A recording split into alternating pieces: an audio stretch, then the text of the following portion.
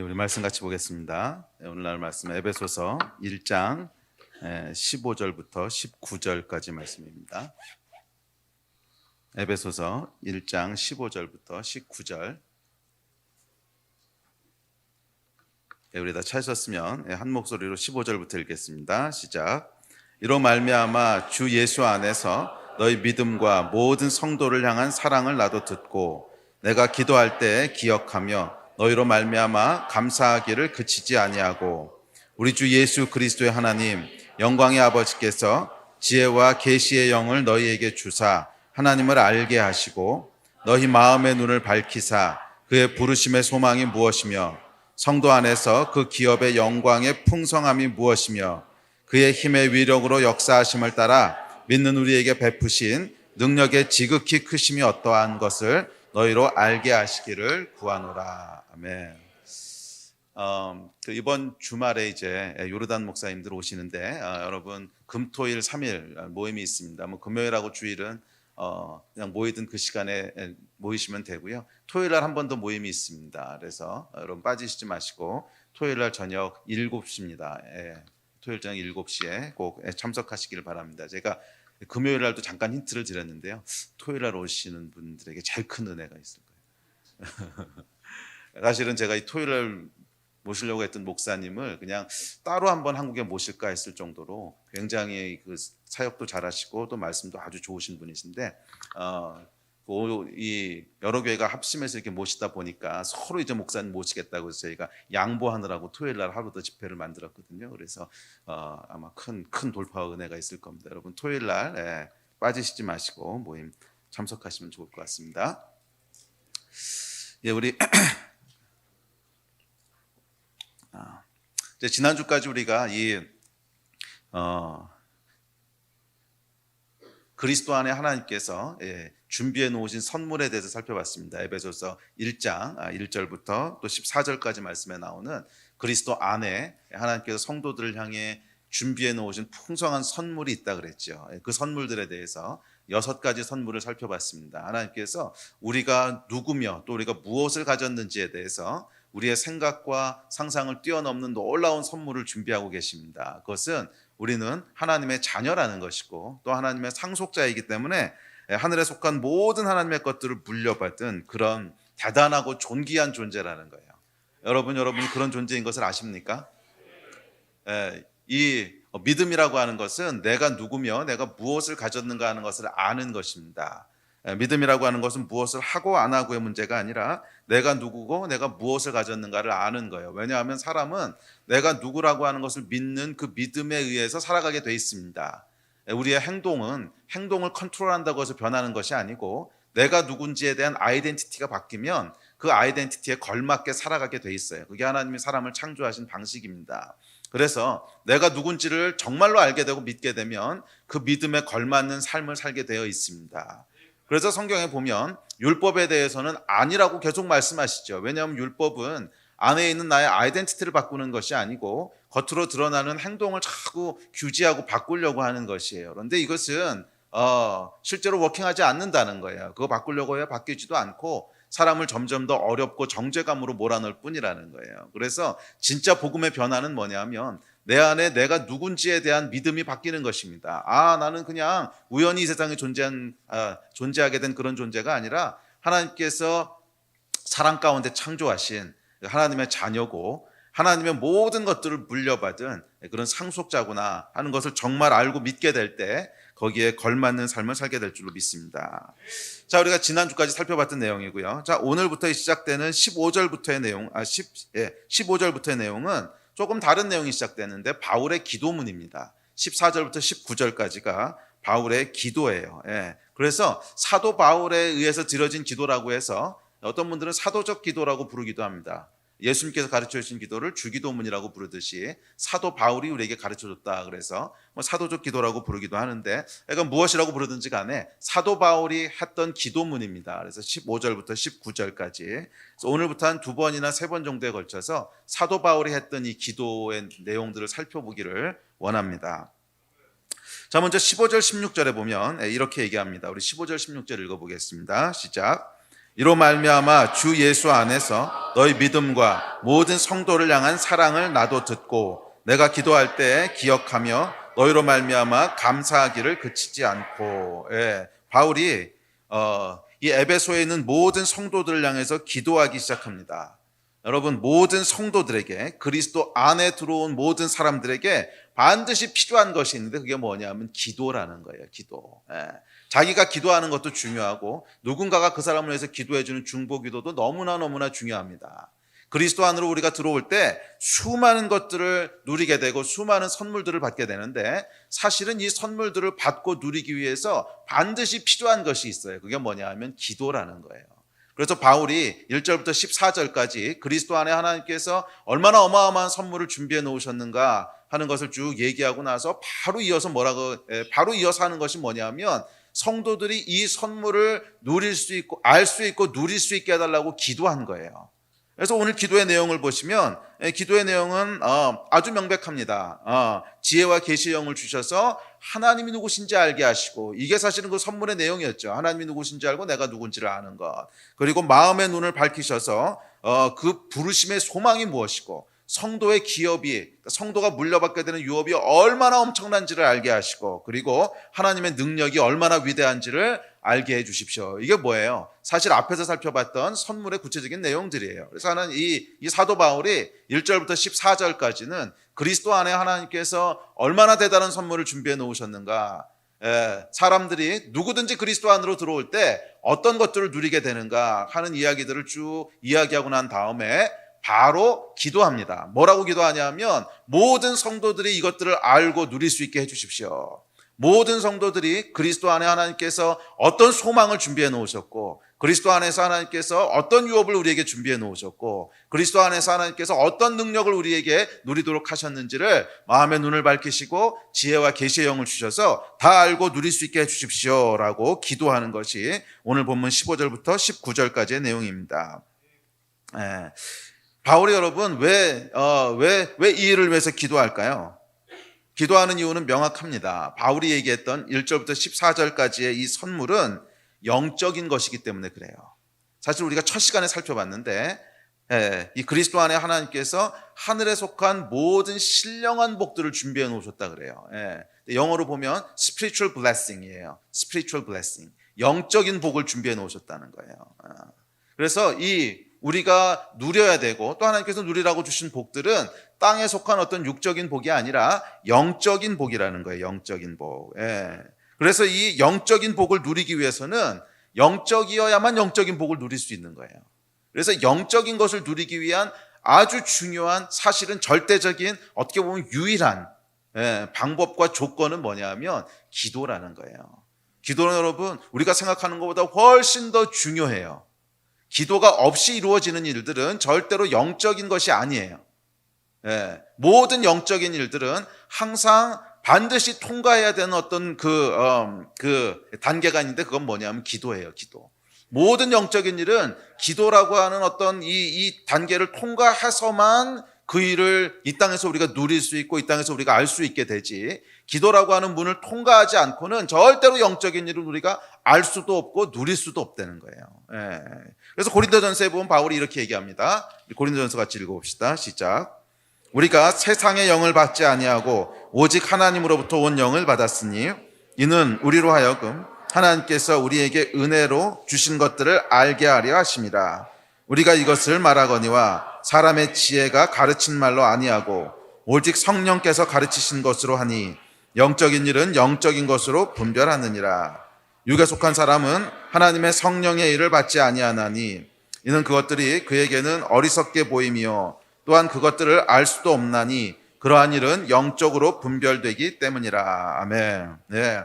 이 성경에 보면 아주 명확하게 못바가 얘기했습니다. 세상의 영을 받지 않고 하나님의 영을 받았는데 그 이유는 뭐냐면 하나님께서 우리에게 은혜로 주신 것을 알게 하기 위함이라는 거예요. 2장 12절 우리가 방금 읽으셨죠. 그래서 하나님이 우리에게 은혜로 주신 것, 이게 뭐예요? 에베소서에서 살펴봤던 그리스도 안에 준비해 놓으신 하나님의 선물, 은혜로 우리에게 주시려고 하는 것.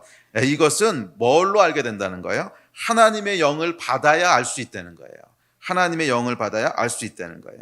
예. 성령께서 가르치신 것은 뭐냐면 영적인 일은 영적으로 분별해야 된다는 거예요. 영적인 일은 육신의 노력으로 알 수 있고 누릴 수 있는 게 아니라는 거예요. 다시 말해서 하나님께서 우리에게 주신 선물들을 에베소서 1장 2절인가 1절인가 보면 spiritual blessing이라고 그랬거든. In the heavenly realm. 하늘에 속한 모든 영적인 복을 우리에게 주십니다. 그러면서 6가지 복을 쭉 얘기했는데 그것이 우리가 얘기했던 자녀됨, 그다음에 죄사함, 지혜와 총명, 또 유업으로 물려받는 것, 성령의 인치심. 하여간 이렇게 하나님께서 우리에게 주시고자 하는, 은혜로 주시고자 하는 선물들은 영적인 것이라는 거예요. 그래서 영적인 것으로만 분별할 수 있고 영적인 것으로만 누릴 수 있다는 거예요. 기억하십시오, 여러분. 하나님께서 그리스도 안에 어마어마한 선물들을 준비해 놓으셨는데 이 복들은 영적인 복이에요. 그리고 영적인 복을 누리기 위해선 반드시 뭐가 있어야 돼? 기도가 있어야 돼요. 기도가 없이는 절대로 이 복을 누릴 수가 없습니다. 그래서 바울이 뭐라고 기도하냐면 지혜와 계시의 영을 충만하게 주십시오, 이렇게 기도하는 거예요. 지혜와 계시의 영은 성령님에 대한 이야기입니다. 성령을 충만하게 주십시오. 그런데 성령께서 하시는 여러 가지 일이 있는데 그 가운데서 특별히 계시와 지혜, 그것이 풍성하게 해주는 성령님의 역사가 우리 삶 가운데 충만하게 해주십시오, 이렇게 기도하고 있습니다. 여러분 삶 가운데 이 지혜와 계시의 영이 충만하기를 주의 이름으로 축복합니다. 기억하세요, 여러분. 우리에겐 뭐가 필요하다고요? 기도가 필요해요. 기도가. 저와 여러분에겐 기도가 필요합니다. 기도 없이는 절대로 이런 것들을 누릴 수가 없어요. 개인적으로 기도하는 것도 아주 중요하고 누군가 여러분을 위해서 기도해 주는 사람이 반드시 있어야 돼요. 이것이 교회 공동체입니다. 교회 공동체는 서로를 위해서 기도해 주는 거예요. 왜? 그 사람이 하나님의 은혜의 선물을 다 누릴 수 있게 해달라고. 여러분을 위해서 기도해 주는 사람이 있습니까? 아니면 혹시 여러분들은 독고다이 아니야? 교회를 나오긴 하는데 아무도 아는 사람도 없고 인사하는 사람도 없고 그냥 혼자 신앙생활해. 이런 사람들은 여러분 이 중보기도를 누릴 수가 없거든. 바울이 이 풍성한 선물들을 누리게 해달라고 성도들을 위해서 중보했는데 이 중보기도를 통해서 영적인 것들을 알고 누리게 되는 거란 말이에요. 그렇다면 여러분을 위해서도 누군가 기도해 주는 사람들이 있어야 돼요. 그것은 관계를 통해 형성되는 거야. 그냥 아무 전혀 알지도 못하고 처음 보는 사람한테 나를 위해 기도해 주십시오, 이렇게 기도 부탁하는 것도 이상한 거고, 그 부탁을 한다고 들어주겠어요? 누군지 알지도 못하는 사람? 그냥 한 번 기도해 주고 끝나겠지. 계속해서 여러분을 위해서 기도해 주는 사람은 누구겠어요? 계속 여러분을 위해서 기도해 주는 사람, 관계가 있는 사람이에요. 그래서 바울이 15절에 보면 뭐라 그러냐면 모든 성도를 향한 사랑을 나도 듣고 너희 믿음과 성도들의 사랑을 나도 듣고. 그러니까 바울이 이들과 계속 교제하는 가운데 이 사람들에 대한 소식을 계속 들었다는 거예요. 관계가 있었다는 거야. 이 관계를 통해서 바울의 기도가 흘러갔듯이 교회도 마찬가지입니다. 성도의 교제, fellowship, relationship을 통해서 기도가 계속 흘러가게 되는 거예요. 이것이 교회를 통해서 우리가 누리고 받게 되는 특권인 줄 믿습니다. 다시 한번 묻습니다. 여러분에서 기도해 주는 사람이 있으세요? 있으시다면 할렐루야고, 없으시다면 빨리 여러분이 관계들을 만드셔야 됩니다. 빨리 관계들을 만드셔야 하늘의 것들을 누릴 수 있어요. 하나님께서 이 땅에서 우리 신앙생활을 디자인하실 때 아주 이렇게 얽히고 설키게 디자인하셨어요. 무슨 얘기냐면 하나님과 나와의 관계가 있는데 이것을 누리는 것이 우리에게 복이지요. 그런데 그것은 사람들과의 관계를 통해서 계속 강화되고 누릴 수 있게 하셨어요. 그리고 사람들과의 관계는 또한 하나님과의 관계가 올바로 쓸 때 사람들과의 관계가 올바라지게 하셨어요. 그래서 이 사람들과의 관계, 하나님과의 관계는 서로 얽히고 설키고 해서 분리가 안 되는 거야. 여러분 이것을 억지로 분리하려고 해서 난 사람들은 귀찮아, 그냥 하나님이 좋아, 교회 나왔더니 사람들은 그냥 상처만 되고 힘들고 그냥 나 혼자 믿음, 이렇게 할 수 없도록 디자인하셨다는 거예요. 하나님과의 관계는 반드시 성도들과의 관계를 통해서 더 강화되도록 하셨고, 또 성도들과의 관계는 하나님과의 관계를 통해서 더욱더 강화되게 하셨어요.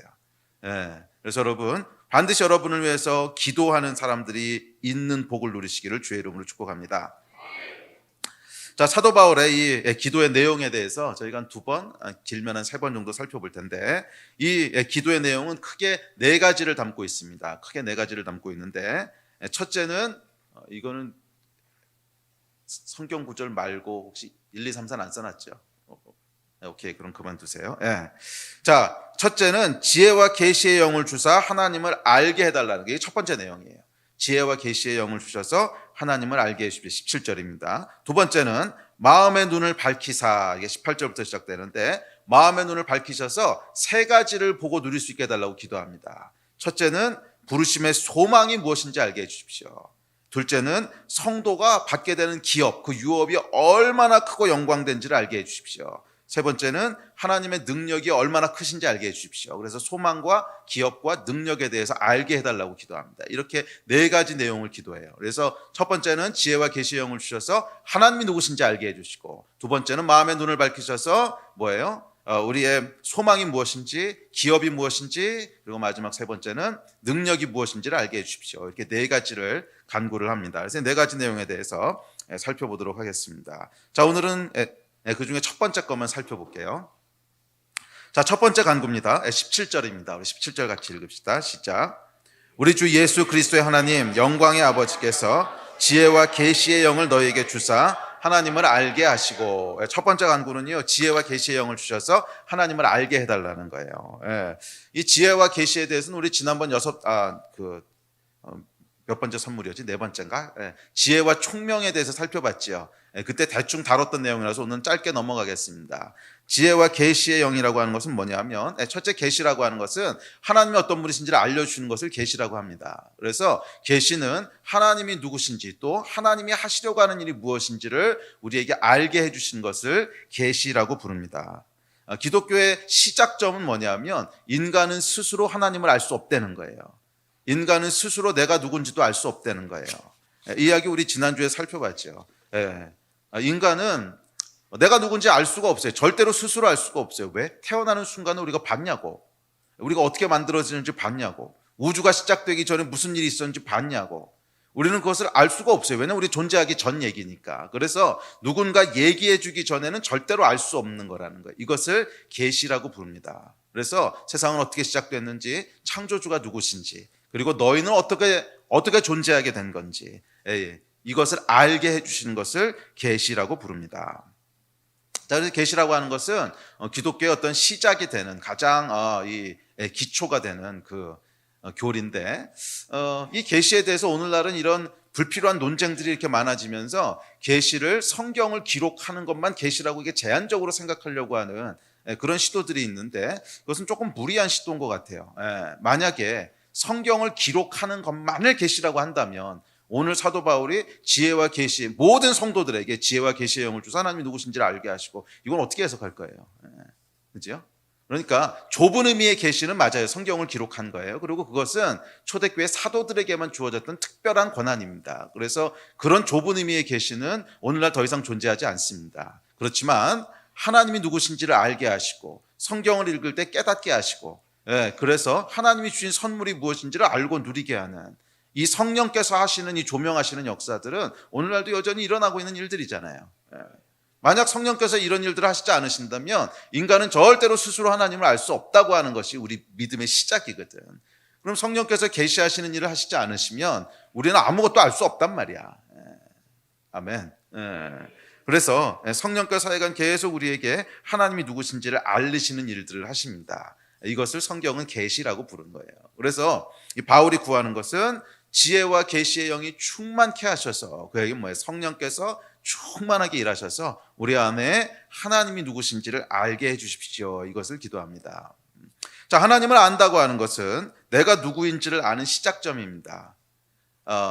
제가 여러 번 했던 얘기인데, 인간은요, 여러분, 내가 누군지, 인간이 어떤 존재인지를 절대로 스스로 알 수가 없어요. 여러분이 어떤 존재인지를 육적으로도 알기 위해서는 뭐가 필요해요? 여러분 얼굴을 스스로 보신 적이 있으세요? 내가 내 얼굴 본 적 있어? 없지요. 그럼 뭐를 통해서 봐요? 거울을 통해서 보죠. 그래서 이것을 거울 진리라고 부르는데, 인간은 자기가 누군지를 알기 위해서는 반드시 하나님이 누구신지를 먼저 알아야 돼. 그래서 하나님의 나를 비춰봤을 때 내가 누군지를 알게 되는 거예요. 아, 창조자 하나님이 계시고 그 하나님이 나의 아버지시구나. 이것을 알게 됐을 때 내가 누구야? 아, 나는 하나님의 자녀구나. 이걸 알게 된단 말이야. 아, 하나님이 나를 보호하시고 인도하시는 선한 목자시구나. 이 사실을 알게 됐을 때 나는 누구예요? 그분의 보호하심을 받는 어린 양이야. 이걸 알게 되는 거야. 예, 그래서 여러분, 사람은 내가 누군지를 아는 것은 거울 진리예요. 하나님이 누구신지를 알 때 내가 누군지를 알게 돼요. 이 하나님을 모르는 상태에서는 내가 누군지에 대한 걸 아무리 연구해봐야 알 수가 없어요. 그리고 어떨 때는 잘못된 결론에 이르게 돼요. 우리가 여러분 거울을 볼 때도 저기 그 놀이동산 같은 데 가면 요술 거울 있죠. 요술 거울 막 이렇게 휘고 이렇게 휘고 이렇게 휘고 한 거. 그런데 딱 쓰면 어떻게 돼요? 나는 분명히 이런데 요술 거울 이렇게 된 데 서면은 쫙 스키니하게 나오죠. 그럼 기분이 좋지. 예. 그렇지만 그게 진짜 나는 아니죠. 또 어떤 데 쓰면은요, 지금 나의 한 2배쯤 이렇게 옆으로 뻥튀게 나오는데, 어떤 데만 이렇게 휘게 나오는데, 이게 뭐예요? 요술 거울이죠. 예. 그래서 거울이 어떤 거울이냐에 따라서 인간은 다 다른 이미지를 갖게 돼요. 영적으로도 아주 비슷합니다. 예. 알라의 거울에 우리를 비춰보면 여러분은 어떤 존재예요? 알라의 거울에 비춰보면, 우리는 나쁜 놈들이고, 가치 없는 전들이고, 뭐 죄인이고, 예. 근데 이게 이제 알라가 우리에게 주고 있는 선포예요. 또, 뭐 불교나 부처에다 붙여보면 우리는 어떤 존재예요? 우리는 이 무한한 우주의 영원한 시간 가운데 그냥 스치고 지나가는 부질없는 존재야. 자연의 창에 비춰보면 우리는 어떤 존재예요? 아메바와 별다를 바 없는 동물의 일종이에요. 우리가 존귀해야 될 이유가 전혀 없어. 그런데 하나님께 우리를 비춰볼 때 우리는 어떤 존재야? 하나님의 자녀야. 예, 가장 존귀한 자야. 여러분, 인간의 존엄성은요, 하나님께 비춰볼 때만 나오는 거 아십니까? 이거 외에는 절대로 인간이 존귀한 존재라고 하는 결론에 이를 수가 없어요. 어떤 거울에 비춰봐도 그런 결론이 나올 수가 없어요. 인간의 존엄성은 하나님께서 하나님의 형상을 따라 우리를 만드셨다라고 하는 이 위대한 성경의 계시 이외에는 절대로 인간의 존엄성을 획득할 수가 없어요. 저와 여러분은 존귀한 자입니다. 왜냐하면 하나님께서 우리를 만드셨기 때문에 그래요. 저와 여러분은 하나님의 자녀입니다. 온 우주와도 바꿀 수 없는 가장 소중하고 존귀한 존재예요. 지혜와 계시의 영이 충만할지어다. 그래야만 이것을 알게 돼요. 아, 내가 이런 존재구나. 아, 내가 하나님의 소중한 자고 존귀한 자구나. 나는 세상에서 나를 뭐라고 평가하든지 관계없이 하나님 앞에서 이미 소중하고 이미 존귀하고 이미 모든 것을 가진 자구나. 이것은 언제만 우리가 알고 누릴 수 있게 돼요? 지혜와 계시의 영이 충만할 때만 알게 되는 거예요. 아멘. 이 영이 충만하기를 주의 이름으로 축복합니다. 자, 두 번째는 지혜입니다. 지혜. 오늘 지혜에 대한 것들을 좀 더 살펴보려고 하는데, 성경에 보면 지혜에 대해서 이렇게 얘기합니다. 야고보서입니다. 시작. 오직 위로부터 난 지혜는 첫째 성결하고, 다음에 화평하고 관용하고 양순하며 긍휼과 선한 열매가 가득하고 편견과 거짓이 없나니 화평하게 하는 자들은 화평으로 심어 의의 열매를 거두느니라. 자, 여기 보면요, 지혜는 지혜인데 위로부터 난 지혜가 있다는 거예요. 하늘로부터 오는 지혜가 있다는 거예요. 지혜는 여러분 두 가지 종류의 지혜가 있습니다. 하늘의 지혜가 있고 땅의 지혜가 있어요. 하늘의 지혜가 있고 땅의 지혜가 있어. 땅의 지혜는 꾀야, 꾀. 인간의 꾀. 묘수를 찾는, 잔꾀를 부리는, 잔머리를 굴리는, 뭐 꼭 잔머리는 아니더라도 하여간 인간이 노력해서 얻게 되는 그런 것들을 이제 땅의 지혜야, 땅의 지혜. 그런데 이런 땅의 지혜와 구별되는 위로부터 오는 지혜가 있다는 거예요. 이것은 영이에요, 영. 그래서 지혜의 영이라 그랬어. Spirit of Wisdom, 지혜의 영이라는 거야. 저는 여러분들 가운데 땅의 지혜가 아니라 하늘로부터 오는 지혜가 충만하기를 축원합니다. 이 지혜가 충만해야 돼요. 땅의 지혜가 충만한 사람은 그 마침은 멸망이고 패망이야. 땅의 지혜가 충만했던 사람들이 마지막에 어디 가는지를 우리가 요즘 보고 있잖아요. 다 보면 507호 무슨 700몇 호 다들 그런 데 들어가게 돼. 이게 여러분 뭐예요? 땅의 지혜가 충만한 것의 결과야. 땅의 지혜는 여러분 잠깐 동안은 우리를 뭐 좋게 만드는 것처럼 보일 수 있어요. 잠깐 동안은 승리하는 것처럼 보이게 하고 잠깐 동안은 더 많은 것들을 얻는 것처럼 보이게 할 수 있어요. 그렇지만 그 마침은 멸망이에요. 절대로 땅의 지혜는 여러분의 인생을 존귀한 자리로 올려주지 않습니다. 그러면 하늘의 지혜가 있으셔야 돼요. 위로부터 오는 지혜. 아멘. 땅의 지혜의 속성은 뭐냐면 다른 사람들보다 위에 서는 거야. 그러니까 이게 땅의 지혜의 속성이잖아요. 다른 사람보다 위에 서는 거야. 딴 사람들을 누르고 올라서는 거야. 딴 사람들이 아직 모르는 것을 먼저 알고 탁 채가는 거야. 이게 땅의 지혜의 속성이에요. 그래서 여러분, 땅의 지혜는요, 그 지혜를 발휘하면 발휘할수록 어떻게 되냐면 원수들이 생겨요. 저놈 봐라, 내가 하려는 거 지가 먼저 했어. 땅의 지혜는 하면 할수록 그 결과로 뭐가 생기냐면 원수들이 생겨요. 그래서 그 끝에 가면 이제 멸망이라는 거야. 하늘의 지혜는 어떻습니까? 오늘 읽으신 하늘의 지혜를 읽어보시면요, 그게 왜 지혜야? 이런 생각이 드신 분도 있을 거예요. 온유하고 관용하고 글쎄 뭐 좋은 말들이긴 한데 성결하고 이게 무슨 지혜야? 저도 젊었을 때는요, 이게 왜 지혜인지 몰랐어. 제가 하늘의 지혜라고 이 말씀을 아무리 알고 읽어도 지혜라는 단어와 이 단어가 어떻게 매치가 되지? 뭐 좋은 건 알겠어요, 좋은 거는. 근데 이게 지혜하고 어떻게 매치가 되지? 지혜는 이게 스마트하고 똑똑하고 이런 거야 되는데 이건 보면 별로 똑똑한 얘기가 아니야. 뭐 성결하고 화평하고 오래 참고 긍휼히 여기고 뭐 거짓이 없고, 이거는 그냥 뭐 지혜라기보다는 그냥 그리스도인의 어떤 성품 뭐 이런 거라면 오케이. 그런데 이게 무슨 지혜야? 그런데 여러분, 제가 나이가 들어가면 갈수록 이 말씀에 감탄을 하게 돼요. 지혜구나. 이게 지혜. 이게 지혜구나. 이렇게 살게 되면 마지막에 여러분 어떻게 되는지 아십니까? 존귀해져요. 존귀해져. 이게 하늘로부터 온 지혜야. 하늘로부터 온 지혜의 속성은 뭐냐면 다른 사람 위에 서는 게 아니에요. 다른 사람 위에 서는 게 아니야. 사실 하늘로부터 오는 지혜의 진짜 속성은 다른 사람을 높이는 거예요. 다른 사람을 성공하게 해주는 거예요. 그러면 나도 같이 성공하는 거야. 이게 윈윈하는 지혜예요. 이게 하늘로부터 오는 지혜야. 아멘. 그래서 여러분들에게 이 지혜의 영이 충만하기를 축복합니다. 특별히 우리 중딩, 고딩, 초딩들 잘 들어. 너희는 이 땅에서 머리만 좋다고 성공하는 게 아니야. 하늘의 지혜가 있어야 돼. 하늘의 지혜. 아멘. 하늘의 지혜가 있어야 돼. 그래야지 인생이 성공할 수 있어. 아멘. 자, 이 하늘의 지혜의 특징들을 좀 살펴보려고 하는데 우리 다음 구절 봅시다. 다음 구절 보면 이렇게 얘기합니다. 시작. 너희 중에 지혜와 총명이 있는 자가 누구냐? 그는 선행으로 말미암아 지혜의 온유함으로 그 행함을 보일지니라. 야고보서 3장에 나오는 이 지혜에 대한 말씀들을 쭉 이렇게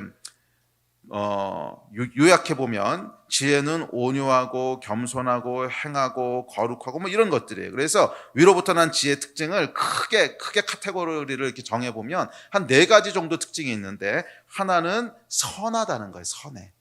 위로부터 오는 지혜는 선하고요. 둘째, 겸손해요. 셋째, 행함이 있어요. 넷째, 의롭고 거룩해요. 이게 하늘로부터 오는 지혜의 큰 특징들이에요. 첫째는 선한 것입니다. 선해요. 이 선함에 대해서 바울은 화평, 관용, 뭐 선한 열매 이와 같이 표현을 했는데 대충 다 비슷한 카테고리입니다. 하늘로부터 난 지혜, 위로부터 난 지혜는 선한 지혜예요. 꾀를 내서 누군가를 모함하고 무너뜨리는 지혜가 아닙니다. 위로부터 오는 지혜의 특징은 사람을 살리고 세우는 선한 지혜예요. 아멘. 위로부터 오는 지혜의 특징은 다른 사람을 모함하고 넘어뜨리고 그 위에 내가 서는 지혜가 아니에요. 위로부터 오는 지혜는 사람을 살리고 세우는 선한 지혜예요. 그래서 이 지혜는 첫째 화평케 한다 그랬어요. 우리가 읽으셨던 야고보서 3장의 17, 18, 13장에 보면 화평이란 단어를 여러분 3번이나 사용한 거 아십니까? 지혜는요, 화평케 한다는 거예요. 피스, 샬롬을 준다는 거예요. 샬롬을 준다는 거예요. 묘수는 묘수 같아 보이는데 그 결과 사람들을 분열시키고 갈라놓는 묘수, 이거는 위로부터 난 지혜가 아니라는 거야. 정말 기가 막힌 방법이야. 맞아, 그렇게 하면 될 것 같아. 그런데 딱 한 가지 부작용, 그러면 사람들이 분열될 것 같아. 이런 지혜. 이 지혜는 뭐예요? 위로부터 난 지혜 아니야. 아니라는 거예요. 위로부터 난 지혜의 특징은 사람들을 분열시키고 갈라놓지 않는다는 거야. 그러면 위로부터 난 지혜의 특징은 뭐예요? 그 결과가 화평케 하는 거예요. 오히려 갈라졌던 사람도 다시 하나가 되게 하고, 우리 안에도 샬롬이 있고, 이런 것들이 뭐예요? 위로부터 난 지혜의 특징이라는 거예요. 그러면 여러분, 그 지혜가 가만있어, 이게 하나님께서 주신 지혜인가 아니면 땅에 속한 지혜인가 잘 모르시겠거든. 결과를 보라는 거예요. 결과를. 지혜는 선행으로 말미암아 그 행함을 보일지니라. 지혜는 결과로 말미암아 그것을 보여준다는 거야. 그 결과가 선한 결과들이 있냐는 거야. 특별히 그 하나 되게 하는, 피스를 주는, 샬롬을 주는 결과가 있냐는 거야. 그러면 여러분, 무엇이 지혜로운 것인지 잘 모르겠거든. 그냥 화평케 하는 길을 선택하세요. 그게 지혜야. 글쎄, 이거를 구체적으로 했을 때 나한테 무슨 유익이 될까? 이게 무슨 지혜일까? 잘 이해가 안 될 수도 있어. 그렇지만 그거 다 이해하려고 그러지 말고 결과를 먼저 보라는 거야. 결과가 이렇게 하면 이 사람들이 화평케 되겠구나, 그렇게 되는 결과인지, 아니면 정말 좋은 거 같고 이렇게 하면 정말 이건 기가 막힌 방법이야, 이런 생각이 들어도 그 결과가 사람들을 나눠지게 하고 마음을 나눠지게 하고 관계를 깨지게 하고 이러는 거면 그것은 하나님께로부터 온 지혜가 아니라는 거예요. 그래서 그 지혜를 여러분들이 선택했을 때는 그 결과는 패망이라는 거야. 아멘. 위로부터 난 지혜는 여러분 평화를 가져옵니다. 평화를 가져옵니다.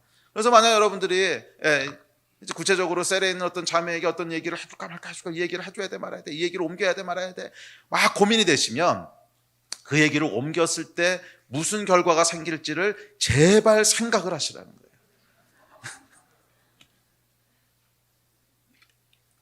이 얘기를 했을 때 무슨 결과가 올지를 제발 생각을 하세요. 이 얘기를 옮겼을 때 첫째, 듣는 사람의 마음 가운데 샬롬이 있을까? 평화가 있을까? 아니면 그 안을 완전히 뒤집어 놓는 것인가? 물론 어떤 것들은 뒤집어 놓더라도 우리가 진리를 말해줘야 되는 것이 있지만, 하여간 일반적으로 말이에요. 일반적으로 그 안에 평화가 있는 것인가 아니면 뒤집어 놓는 것인가? 또 이 말을 했을 때 이 사람과 다른 사람의 관계가 깨지고 분열될 것인가 아니면 다시 하나가 될 것인가? 이것들을 생각하시라는 거예요.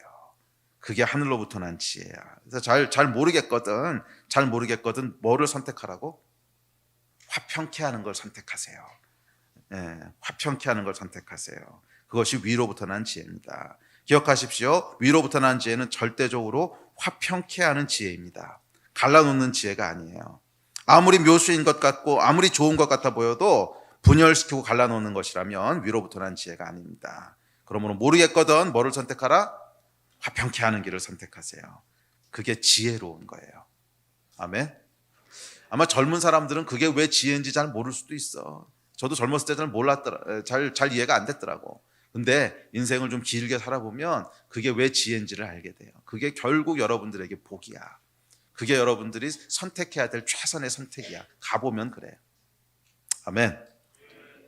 또한 위로부터 온 지혜는 둘째, 관용하다고 얘기합니다. 관용하다고 하는 건 너그럽고 오래 참는다는 거예요. 너그럽고 오래 참는 것이 지혜입니다. 아멘. 너그럽고 오래 참는 것이 뭐라고? 지혜예요. 여러분 살다 보면 욱할 때가 있지요. 욱할 때 없으세요? 이걸 그냥 막 이런 때 없으세요? 이걸 그냥 정의가 다 죽었냐? 내가 정의를 보여주면 뭐 이런 때 없으세요? 근데 여러분 성경이 얘기하는 지혜는 잘 들으십시오. 관용이라는 거예요. 관용이 지혜라는 거예요. 오래 참는 것이 여러분 정말 지혜입니다. 못 참아서 말을 뱉어놓고 후회한 적 여러분 정말 많지 않으세요? 그 후회하는 거의 대부분은 어떤 내용이에요? 조금만 더 참을 걸, 이런 거 아니었어요? 그때 그거 한 번만 더 참을 걸. 후회하는 거의 대부분이 그런 내용 아니세요? 욱해서 성질 불려놓고서 나중에 그때 그것만 안 부렸으면 내가 내 인생이 달라졌을 텐데 막 이런 거 없으세요?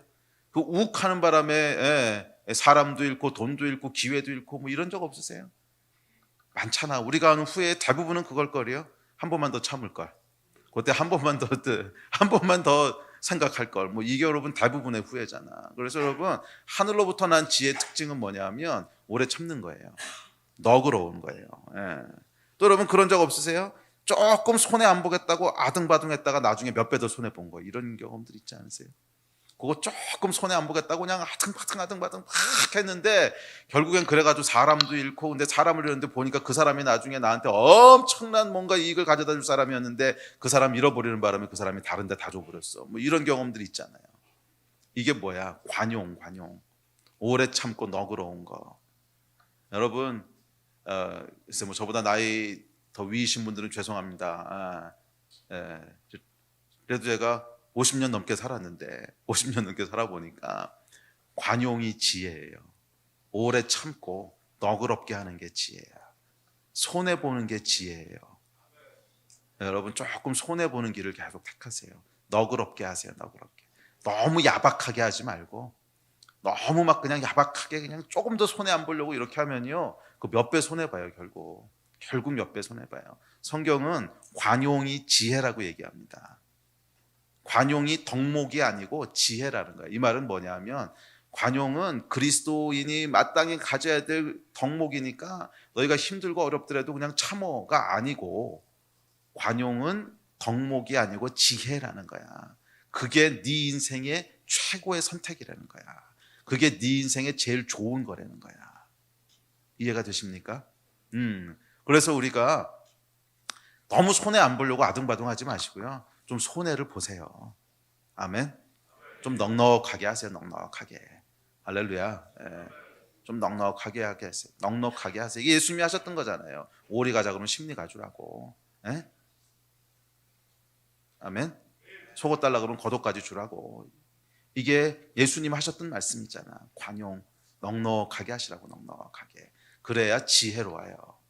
그러면 결국 그게 누구에게 돌아오겠어요? 여러분에게 돌아와요. 결국 여러분에게 돌아와요. 그래서 덕목이 아니고 지혜라는 거야. 지혜롭게 사신 여러분 되시기를 바랍니다. 그냥 알아도 모른 척 그러고 좀 넘어가 주시고요. 오래 참음. 그냥 그러려니 나중에 무슨 일이 있겠거니 좀 그러고 넘어가시고요. 너무 손해 안 보려고 아둥바둥하지 마시고요. 좀 넉넉하게 하시기를 주의 이름으로 축복합니다. 이게 위로부터 난 지혜예요. 기억하십시오. 위로부터 온 지혜는 선한 열매를 맺는 지혜입니다. 아멘.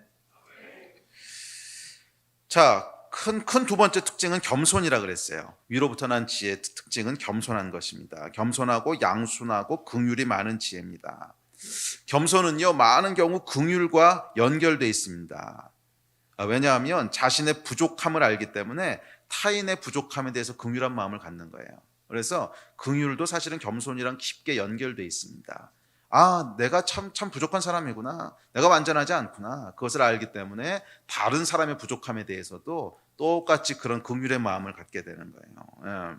또한 겸손은 양순은 온유함이란 뜻인데, 온유함하고도 함께합니다. 자신의 부족함을 알고 인정하기 때문에 타인의 반응에 대해서 쉽게 성내거나 싸우지 않아요. 맞아, 내가 이제 부족해서 그런 거지. 맞아, 그게 내 잘못이지. 그러니까 이 겸손이라고 하는 것이 어떤 긍휼과 양순하고도 깊게 연결되어 있습니다. 그런데 약간 이 겸손은 뭐냐면 위로부터 난 지혜라는 거예요.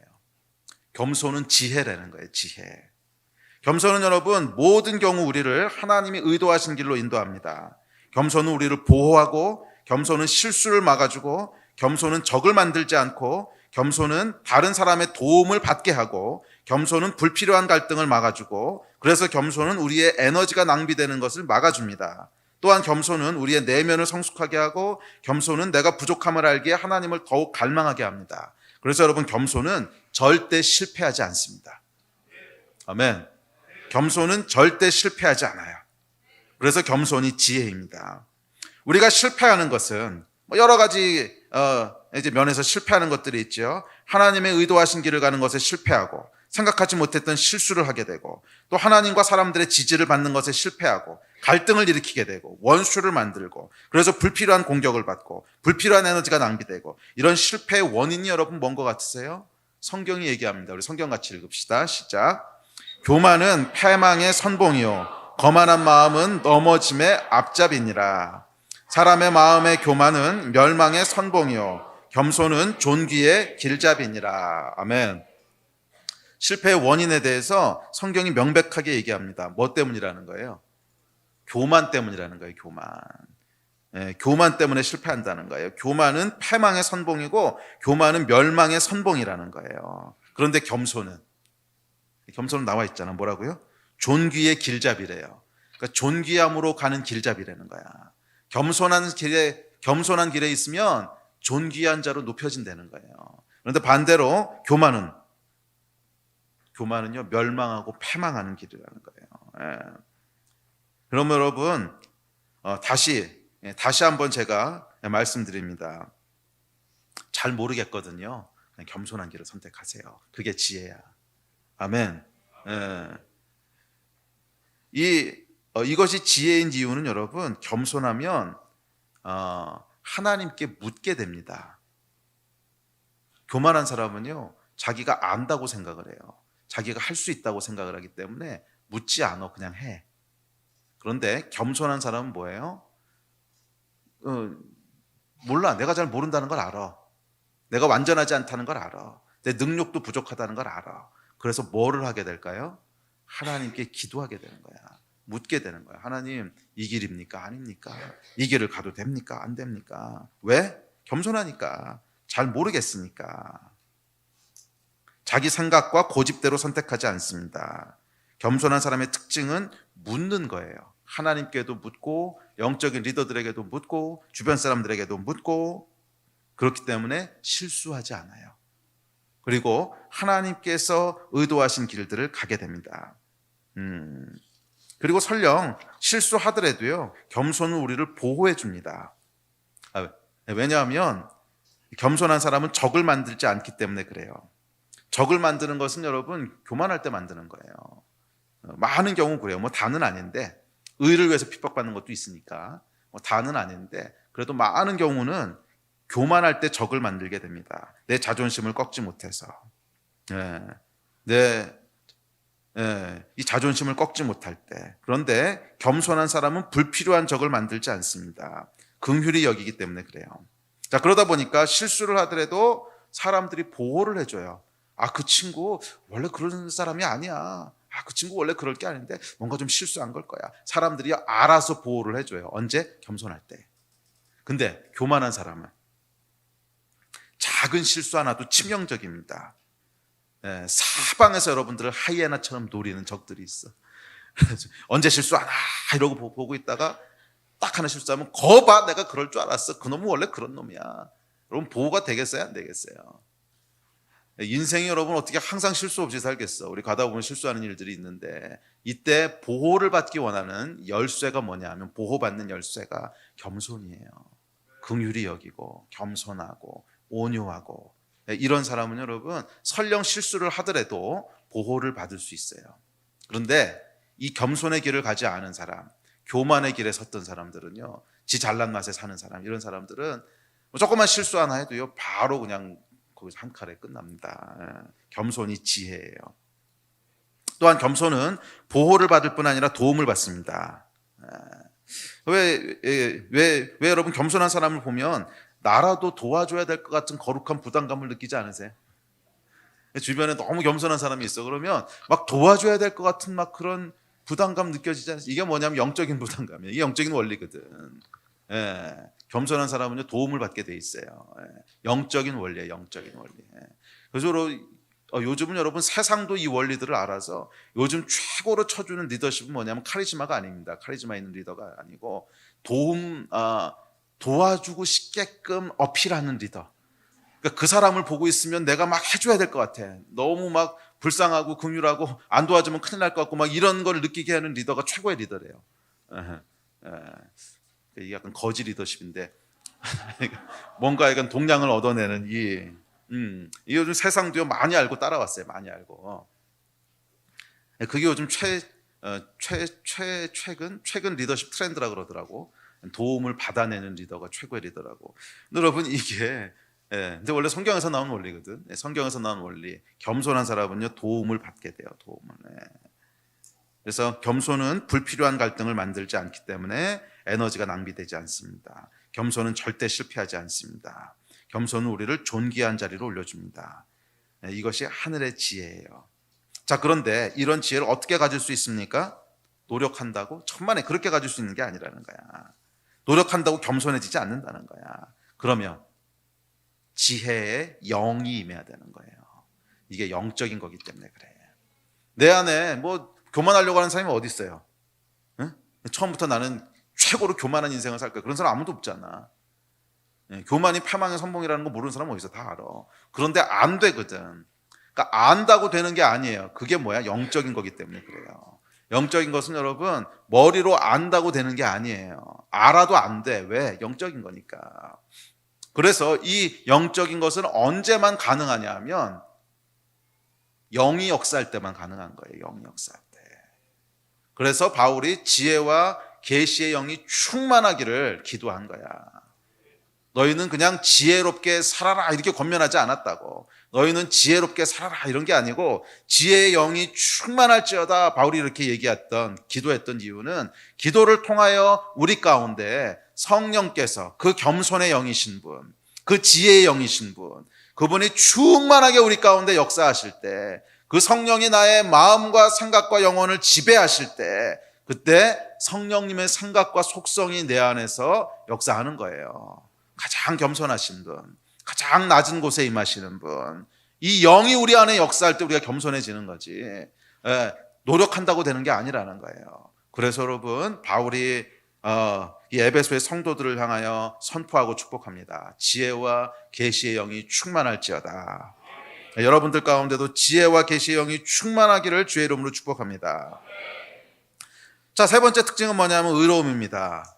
불법을 행하면요 요리조리 수단 좋게 피해 다니는 사람들이 지혜로운 것처럼 보이지만 아니요, 결국 이 사람들의 말로는 비참해질 거예요. 성경은 이런 것을 지혜라고 말하지 않습니다. 하늘의 지혜는 성결한 지혜야. 불법과 함께하지 않는 지혜야. 이 지혜에 대해서 바울은 편견과 거짓이 없다고 얘기합니다. 지혜는 여러분 성결해야 돼요. 성결하다고 하는 것은 거룩하다, 사심이 없다, 불순한 의도가 없다 이런 뜻입니다. 그래서 지혜는요, 하늘로부터 온 지혜는 의도를 가지고 다른 사람을 조종하거나 이용해서는 안 돼요. 이것은 거짓된 지혜야. 편견이 있는 지혜야. 순결하지 않은 거야. 성결하다고 하는 것은 뭐냐면 사심이 없다는 뜻이거든. 내가 이렇게 하면 이 사람이 이렇게 행동하겠고, 그럼 이 사람이 이렇게 해서 저렇게 해서 이렇게 해서 이렇게 해서 나한테 이런 이익이 있겠지. 이딴 짓 하지 말라는 거야. 이거 지혜로운 것 같지만 지혜가 아니라, 세상 지혜는 다 그런 거예요. 세상 지혜라고 하는 것이 다 그냥 뭐 당구로 말하면 쓰리 쿠션 치는 거야. 웃는 분들은 당구 많이 쳤던 분들. 내가 공을 여기로 이렇게 탁 치면 얘가 이렇게 하고 이 공이 얘를 쳐서 얘가 얘를 치고 얘를 쳐서 결국 이런 결과가 오겠지. 이거 잘하는 사람 지혜롭다고 하거든. 근데 이게 뭐예요, 여러분? 사람을 공에다 비유한 거거든. 사람을 다 조종하는 거잖아. 내가 이렇게 하면 이 사람이 이렇게 반응할 거고, 그럼 이게 이런 반응을 일으킬 거고, 그럼 이렇게 돼서 이 사람이 이렇게 될 거고, 이렇게 해서 나한테 이런 것이 떨어질 거야. 이게 다 지혜로운 거라고 생각하잖아요. 근데 성경은 이거는 전혀 지혜가 아니라는 거야. 이거는 전혀 지혜가 아니라는 거야. 이렇게 하면 결국 마지막에 패망한다는 거예요. 아멘. 성경의 지혜는 퓨어한 거예요. 첫째, 성결하며, 성결 영어로 퓨어라고 돼 있는데 사심이 없는 거야. 성경의 지혜는 축복하는 거예요. 어떻게 하면 이 사람이 축복을 받을까? 어떻게 하면 이 사람이 정말 하나님의 복을 누릴까? 이게 지혜로운 거라는 거예요. 그러면 결과적으로 그 복이 여러분에게 돌아와요. 결과적으로. 그런데 그 복을 내가 얻어내기 위해서 이 사람 조종하고 저 사람 조종하고 요리치면 저리 가고 조리치면 저리 가고 이딴 짓 하지 말라는 거야. 이런 거 하다 보면 불법을 행하게 된다는 거예요. 이런 거 하다 보면 하지 말아야 할 일들 하게 된다는 거야. 이 길을 선택하지 마십시오. 우리가 살다 보면 정말 지혜가 필요한 때가 있습니다. 이걸 해야 돼, 저걸 해야 돼. 망설여질 때가 있지요. 이걸 다 예로 들 수는 없을 거예요. 워낙 많은 예들이 있으니까 수만 가지, 수십만 가지 경우들이 있겠지만 하여간 우리가 살다 보면 뭔가를 선택해야 되는데 어느 게 지혜로운 선택인지 참 헷갈릴 때 많으시지요. 그래서 이 상담하러 오는 것도 보면 대부분 이런 때 와요. 어떤 거 선택해야 되냐고 이거 물어보러 오시는데 어떤 것들은 아주 명확한 경우도 있습니다. 선택이 아주 명확해 보이는 경우도 있는데 어떤 때는 참 어려울 때가 있어요. 이게 맞는지 저게 맞는지 참 어려울 때가 있거든요. 그때 잘 모르겠거든. 잘 모르겠거든. 제가 오늘 잘 모르겠거든 여러 번 얘기했죠. 아까 잘 모르겠거든 어떤 거 선택하라고? 화평케 하는 거 선택하라고 그냥. 요것도 잘 모르겠거든요. 그냥 법대로 하세요. 너무 단순한 지혜인데 잘 모르겠거든 그냥 법대로 하세요. 아멘. 이게 제일 지혜로운 거야. 이게 제일 지혜로운 거예요. 거룩함, 의로움. 잘 모르겠거든 원칙대로 하세요. 원칙대로 하세요. 괜히 거기서 편법 쓰고 조금 돌리고 이런 거 하지 말고 잘 모르겠거든 법대로 하세요. 원칙대로 하세요. 이게 제일 지혜로운 거예요. 결국 그래야 뒤에 가면 뒤끝이 없어. 결국 그래야 뒤에 가면 뒤끝이. 여러분들이 이렇게 하면은 이 사람 아니 뭐 나에게 어떤 떡고물 떨어지는 거 오케이 그건 내가 어떻게 한다고 해. 근데 요렇게 하면 이 사람한테도 좋을 것 같아. 지금 내가 이렇게 뭐 도와주고 상담해주고 있는 사람이 있는데 이 사람도 이렇게 하면 조금 더 좋을 것 같은데 뭐 그래가지고서 여러분들이 조금 편법과 뭐 원칙에서 좀 벗어난 일들 뭐 이런 하려고 하지 말라는 거야. 그냥 법대로 하라고. 그럼 어쩜 이 사람은 약간 시험 들어서 갈 수도 있어요. 아니 좀 편의를 좀 봐주면 어때? 그렇게 법대로 꼭 해야 돼? 우리 사이가 그런 사이야. 원칙도 원칙이지만 그래도 좀 이렇게 해줄 수 있는 거 아니야? 뭐 이런 것들이 있잖아. 이런 거 하지 말라고. 이런 거 하지 말라고. 괜히 뭐 그런 거 하다 빚보증 쓰고 이런 거 하지 마시라고. 원칙대로 그냥 하세요. 원칙대로. 그래서 여러분들은 원칙을 따르는 사람이라고 하는 것들이 그런 사람으로 알려지셔야 돼요. 안 그러면 여러분 어떻게 되는지 아십니까? 안 그러면 이 사람한테 내가 조금 그냥 그 사람을 도와주느라고 조금 이렇게 특혜를 봐줬어. 그럼 그 다음 사람은 어떡할 건데? 그 다음 사람은 어떡할 건데? 그럼 그 다음 사람이 와서 똑같은 걸 또 요구했어. 그럼 거긴 못 해주거든. 내가 계속 해줄 수 없으니까. 그래서 죄송합니다. 이건 법 때문에 안 됩니다. I'm sorry. 그럼 이 사람은요 개인적인 그 차별로 받아들이고 가요. 아니, 저 사람은 해줬으면서 나는 왜 안 해줘? 그래서 원수가 되는 거예요. 원수가. 그런데 딱 여러분들이 원칙을 지키고 있으면 처음에는 조금 뭐라고 서운해하면서 갈 수 있지만 결국 여러분에 대해서 사람들이 저 사람은 그냥 법대로 하는 사람이야. 개인적인 감정이 아니라 법대로 하는 사람이야. 이게 여러분 장기적으로 봤을 때는 제일 지혜로운 거 아니에요? 괜히 휘둘려야 될 필요 없어. 괜히 이 사람은 해주고 저 사람 안 해주고 괜히 여러분들이 의로워진다고 이제 되도 않는 거 한다고 막 이 사람 이런 거 하지 말라고. 그냥 법대로 하시라고. 법대로. 아멘. 네. 특별히 여기 비즈니스 하거나 사람들 많이 대하시는 일터에 계신 분들 법대로 하세요. 그냥 괜히 뭐 편히 봐준다고 뭐 꼼수 쓰고 묘수 쓰고 이렇게 하지 말고 딱 법대로 하세요. 괜히 목사님 모셨다고 더 좋은 거 해준다고 막 되도 않는 거 뭐 이렇게 너 이런 거 하지 말라고. 그냥 법대로. 아멘. 물론 합법적인 범위 내에서 잘해주는 거야 좋지. 그거야 뭐 축복하는 거니까. 하지만 합법적인 범위를 벗어나는 거 절대 하지 마십시오. 그거 지혜가 아니에요. 결국 나중엔 그것 때문에 여러분들이 올가미에 묶여요. 아멘. 오늘은 뭐 설교하고 잔소리하는 것 같다. 근데 어쩔 수 없어요, 여러분. 이게 하늘의 지혜예요. 이게 하늘의 지혜. 뭐 제 얘기가 아니고 성경에서 하는 얘기니까. 지혜로운 여러분 되시기를 주의 이름으로 축복합니다. 자, 마지막 네 번째, 우리 예배팀 나오십시오. 우리 네 번째 하고 기도합시다. 마지막 네 번째 지혜의 특징은 행하는 지혜예요. 행하는 지혜. 행함이 없는 지혜는 그냥 지적 유의에 불과합니다. 그래서 아까 읽어서 다 지나갔는데 지혜에 대해서 얘기하면서 행함으로 보일지니라 계속 행함에 대한 얘기를 합니다. 지혜는요 반드시 현실에 적용되는 행함이 있는 지혜예요.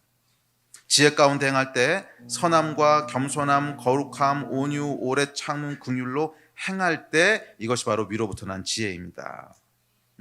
그리고 이 지혜는 여러분을 존귀한 자리로 인도할 거예요. 이 지혜를 생각하고만 있는 게 아니고 행하시라는 거예요. 모든 지혜는 행함으로 표현되는 거예요. 액션이 있는 지혜라는 거예요. 그 지혜를 행하게 될 때 그 지혜가 여러분들을 하나님의 자녀로, 하나님의 모든 유업을 상속받은 자로, 존귀한 자리로 올려가게 될 겁니다. 아멘. 제가 아까도 말씀드렸지만 저는 젊었을 때 이 야고보서 말씀을 읽었을 때 이게 왜 지혜인지 정말 몰랐어요. 그냥 덕목인 줄 알았어. 그리스도의 손해를 보더라도 지켜야 되는 덕목, 헌신해서 지켜야 되는 덕목, 그런데 조금 인생을 살아보니까요, 이게 덕목이 아니더라고. 지혜야, 지혜. 결국 우리에게 복이 와요. 지혜는 결국 복을 누리게 되는 게 지혜거든. 있잖아요. 어떤 식으로든 우리에게 유익이 오는 걸 지혜라고 부르는 건데 결국 이게 지혜야. 짧게는 아니요, 이게 지혜가 손해보는 것처럼 보일 수 있어. 그렇지만 조금만 길게 놓고 생각하면요, 이게 진짜 지혜예요. 그래서 여러분들이 지혜롭게 되기를 축복합니다. 자, 그런데 문제가 있어요. 문제가. 이거하고 우리 기도합시다. 이게 안다고 되냐는 거야. 긍휼히 여기는 거, 오래 참는 거. 누가 참기 싫어서 안 참나? 욱하고 올라와서 못 참는 거지. 겸손한 거. 누가 겸손하기 싫어하는 사람 어디 있어? 이거 여러분, 안다고 되는 게 아니라는 거예요. 말씀에서 이렇게 선포합니다. 그럼 그 말씀을 우리가 들어요. 들어서 알아. 물론 그게 시작이겠지만 그렇다고 되냐고. 그거 됐으면 다 지혜로운 자게. 안 된다는 거예요. 왜 안 될까? 영적인 거니까. 그래서 이 일은 여러분, 하나님께서 하나님의 영을 부어주시지 않으면 알아도 안 되는 일이에요. 알아도 안 되는 일이에요. 그래서 바울이 기도합니다. 모든 성도들에게 지혜와 계시의 영을 넘치도록 부어주십시오. 성령을 넘치도록 부어주십시오. 그래서 겸손 그 자체이신 분, 관용 그 자체이신 분, 지혜 그 자체이신 분, 그분이 우리 안에 들어오셔서 우리 안에 있는 모든 이 타락한 마음들을 잠재우시고 성령께서 우리를 충만하게 지배하실 때, 충만하게 우리 마음과 생각과 영혼을 지배하실 때, 그때 우리가 지혜로운 길로 들어서게 되는 거예요. 그래서 오늘 다시 한번 여러분들에게 축복합니다. 지혜와 계시의 영이 충만할지어다. 성령으로 충만할지어다. 우리 육신의 영과 우리 세상의 영이 아니라 하늘로부터 부어지는 성령으로 충만할지어다. 그때 우리가 지혜로운 자가 되는 줄로 믿습니다. 아멘. 자리에서 일어나서 같이 기도합시다. 맞아요. 이건 기도해야 되는 이슈예요. 기도해야 되는 일이에요.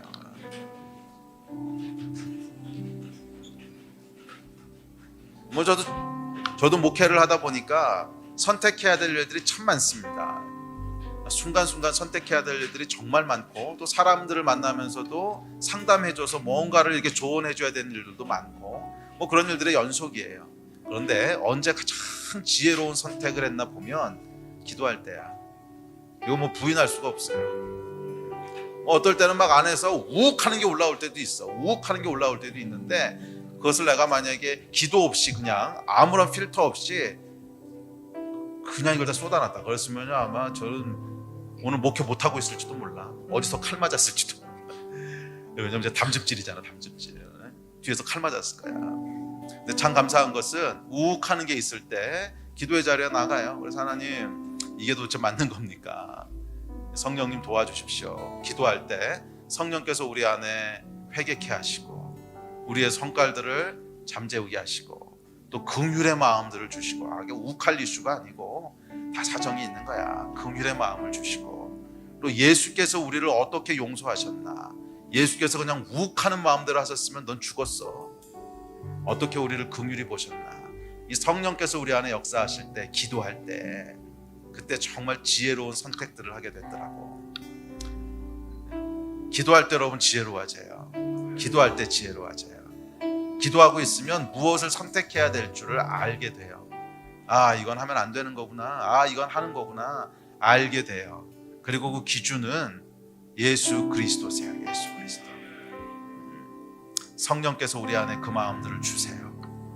아멘. 우리 한번 기도합시다. 기도할 때 하나님, 오늘의 말씀처럼 우리 안에 지혜와 계시의 영이 충만하게 하여 주십시오. 내 안에 세상의 영과 육신의 생각대로 살아가지 말게 하여 주시고, 성령의 인도하심과 성령의 충만하심과 성령의 다스리심을 쫓아 살아가게 해 주십시오. 가장 지혜로운 삶을 살기를 소원합니다. 지혜의 영이신 성령님, 충만하게 역사하여 주십시오. 나의 생각과 나의 마음과 나의 영혼을 성령께서 다스려 주십시오. 성령님 충만하게 역사하여 주십시오. 자, 우리 그렇게 한번 기도하십시다. 주여 한번 같이 부르시고 합심해서 기도하시겠습니다. 주